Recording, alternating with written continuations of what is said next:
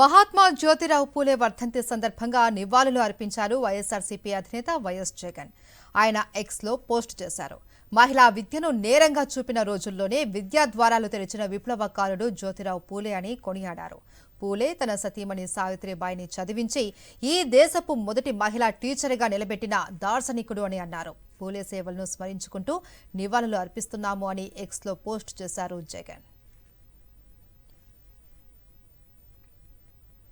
మహాత్మా జ్యోతిరావు పూలే వర్ధంతి సందర్భంగా నివాళులు అర్పించారు వైఎస్ఆర్సీపీ అధినేత వైఎస్ జగన్. ఆయన ఎక్స్లో పోస్ట్ చేశారు. మహిళా విద్యను నేరంగా చూపిన రోజుల్లోనే విద్యా ద్వారాలు తెరిచిన విప్లవకారుడు జ్యోతిరావు పూలే అని కొనియాడారు.